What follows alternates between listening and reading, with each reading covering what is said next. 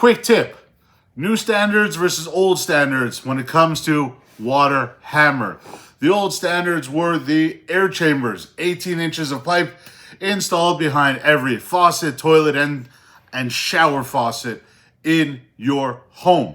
The problem with these is that slowly over time, the air and water integrated together. You had stagnant water sitting in your air chamber, which made it useless with water that could contaminate our drinking water. New standards today are water hammer arresters with pistons inside that take the place for 6 fixtures. These will be installed, or you could have these installed right behind the shower faucet. So follow us for more quick tips.